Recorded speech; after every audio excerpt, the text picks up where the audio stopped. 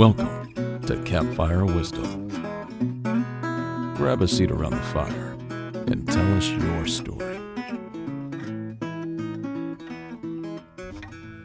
Hey everybody, welcome back to Campfire Wisdom. As you can tell, I am dealing with a little bit of allergies. Yes, I'd like to recognize that now.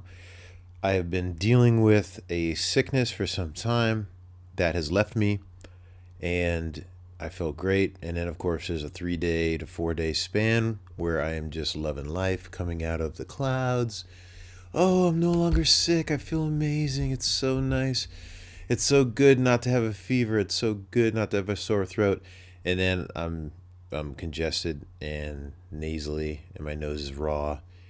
But anyways, I'm a terrible patient, as you can tell. But there's something about me that you guys are going to learn right now.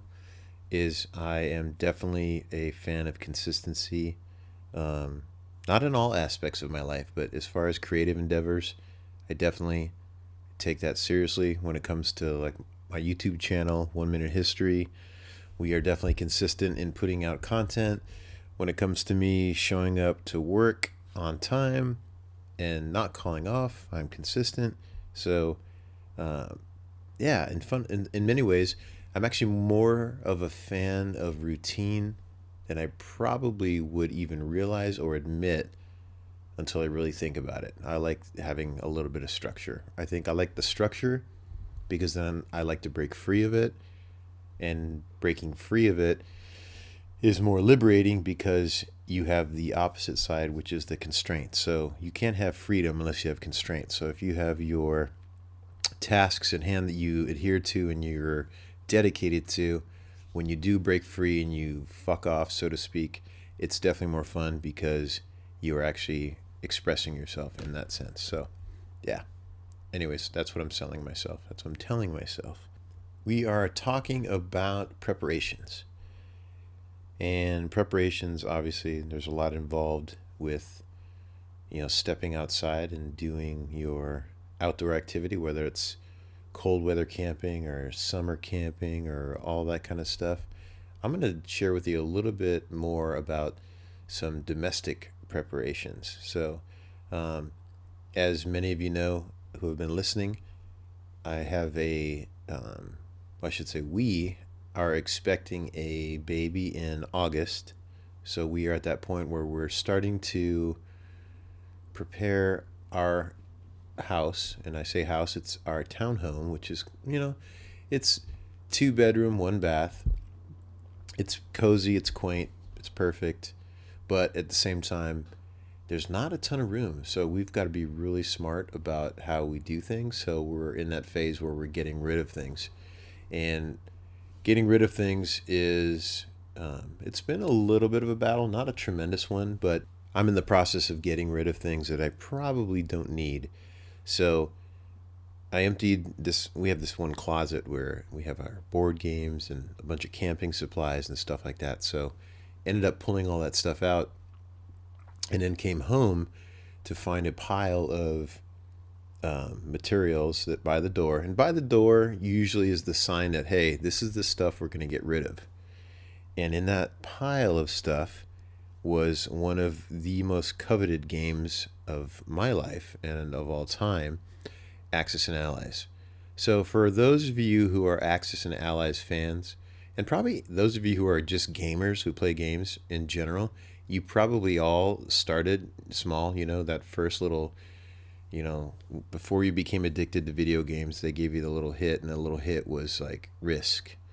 And then Risk became, Axis and Allies, or maybe Samurai Swords, or any number of strategy games that you may have grown up with. But for me, Axis and Allies is kind of in my DNA, so I saw that in the pile. I was like, whoa, this can't happen. Now, keep in mind, I'm not a pack rat, because Risk was in there. So I let that one go, because Risk, for those of you who play, it gets repetitive. You take this, I take that, it gets boring. But I feel like Axis and Allies is just next level board gaming. So, of course, I'm a huge Settlers of Catan guy as well, but they're apples and oranges. You can't compare the two. So, needless to say, I had to like kind of, negotiate getting that game back into my life. So I was successful. And I had to give up some other things, but it's all negotiation. But in making those preparations, you really have to like decide, oh man, what's going to serve me moving forward? What's going to be, I guess, in some ways, restructuring who you are. And that's part of the whole process, I think, of being a dad. And I know a good friend of mine put it once, is that you have 9 months to prepare for this huge event. And you truly need those 9 months to get it in your head. And I think for me, right now, I'm kind of looking at some of the things like, okay, I can get rid of that and get rid of this and get rid of that and blah, blah, blah. But it goes even deeper than that. Like today, or I should say yesterday, but what I've had the last couple of days off, so I've been kind of in this preparation mode, in this leaning out mode, if you will. I had also my magic card. So again, confessing my true dorkdom to all of the my people listening here right now, or dweebdom. Actually, this guy I work with, George, fantastic. He used the word dweeb the other day, and I have not heard the word dweeb in such a long time. It was really refreshing to hear. But anyways, so magic cards. Back to magic cards. I have a ton of magic cards. I have like a deck that I play with. I usually play white. My brothers and I were big fans. We played a lot of times. Oftentimes when I go back home to Arizona, my brothers will say, bring your magic cards because we'll play and all that kind of stuff. So my brothers in my hometown, Tucson, currently have like a magic night. Some people play poker, they play magic, no judgment, because if I was in Tucson, I'd probably be doing the same thing. So I've got a ton of magic cards, and I was like, these ones are just sitting there. I have a few decks that I could play with, but I don't need all these other ones. So I literally went through and audited all of my cards yesterday, looked up all the values of the legendaries and the rares, and then compiled them in a list and put them all on eBay. So I'm trying to sell some of my magic cards. If those of you are interested, let me know. I'll give you a deal. But anyways, they're on eBay. But part of that is like, okay, you're letting go of something. You're letting go of like, okay, this part of you that, I don't know, you're preparing for that next step. So these are also steps and preparations. Second off, I have this super dope psychedelic rock poster. It's Blood, Sweat, and Tears from a Sunday, March 3rd showing. And the art is done by Gary Grimshaw. So Gary Grimshaw is this like cult poster designer, and it's original. It's probably worth anywhere from like $1,000 to $1,500, but I have it a hanging, so I definitely like it. I enjoy it. It brings me joy, but I'm thinking, that money would probably be better served, not hanging on the wall. Maybe I should try to sell that. So I actually put that on eBay, of all things. So I'm definitely embracing the process here, and I'm kind of toying with it. There's another device I have that's like an inversion table. For those of you who've used one, it's basically like a little, or those of you who have not used one, it's basically like a little table you lay on. It's like you step up into it and lean back, and you're kind of slanted backwards. And it's on this like little, I guess in many ways like this little angle thing, this little easel thing. You lean back and you can hang upside down. It's like really good for your back, but I haven't used it in such a long time. It takes up a lot of space. It's actually in this little storage unit that we have. And I'm like, gosh, I'm sitting on that too. Maybe I should get rid of that. So it's like these preparations are all about shedding your skin, shedding your weight, shedding everything. I'm sorry, shedding skin. That sounded kind of creepy, but like I'm a reptile or something. But you know what I mean? It's just like getting rid of stuff, opening yourself up to a new phase, a new way of being. And yeah, we'll see how it goes. So that's where my head's been at. Lightening the load, simplifying. And it's kind of that whole concept about less is more. And it's so much easier to say less is more than to actually practice it. And even just, going through some of the things that I was putting away, I realized I have like this like little mini car. And I used to have a Mini a few years ago. I loved it.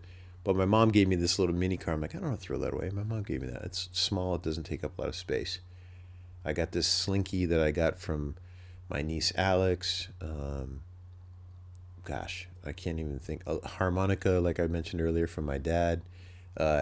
Just little knickknacks and things like that that don't take up a lot of weight, that don't take up a lot of space. But are you truly going to really enjoy those, or does it bring you comfort just knowing they're there?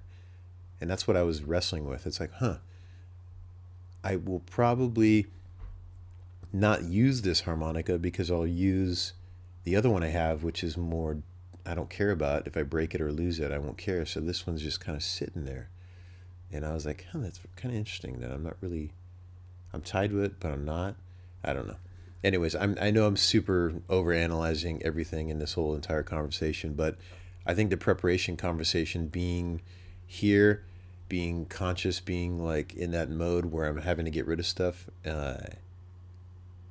it's just you're really hunkering down, preparing for that stuff. So that may not be something that's really organically tied to our ongoing conversation about camping and getting out there, but in some ways it might be, because in older tribal societies, what did you have? You just had the things that you carried with you on your backs. You had to always let things go. So me trying to get rid of some of the things, like specifically that Gary Grimshaw poster, which I love, and actually one of my old bosses gave that to me years ago. That tells me that I'm flexing that muscle, and I think I'm pretty good at it. So let me just say that I'm pretty good at not collecting a bunch of shit. I don't have a lot of stuff. I have a few things that do the tasks for me, but I don't have a lot of knickknacks. And I think I'm actually getting better at even having less. So kind of a short conversation here today about preparations, and in many ways about being prepared for something that's going to be happening. And there is some satisfaction in being prepared when something comes your way that is difficult or I guess will challenge you in the ways that you've operated in the past. It's good to have as many things ironed out. So that's where I'm at. I'm trying to iron out space, literally. I'm trying to make room for this new arrival, and trying to basically be very conscious about what I can get rid of, what I need to get rid of, and in many ways what will serve me better in different forms. So that's where I'm at. Sorry to put you guys through listening to my nasally voice this entire time, but I got something really good out of this, and I hope you did too.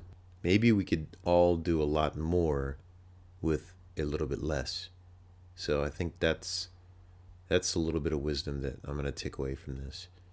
Continuing to flex that muscle to find more meaning in, I guess, less in the simple things that you have, and in not being so stuck in a item or a possession that might be sparkly and shiny or whatever it is. So take that for what it's worth, my friends. I know it's been a short one, but I think it's been a good one, and I really appreciate you being along here for the journey. Remember, send me an email if you have any comments, questions, or anything. Maybe it's a recommendation for a campsite. I can't even tell you how amazing the Mojave National Preserve was. That's definitely a spot where you guys got to get out to, especially if you are a winter camper. In the summer, it would be brutal, but right now it's gorgeous. So send me an email, campfirewisdom@gmail.com. Thanks so much for listening, guys. Take care. Bye-bye. Oh, it's only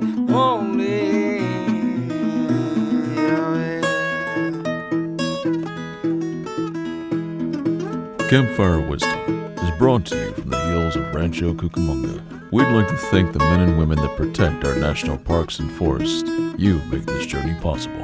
Theme music by Sean Cromwell.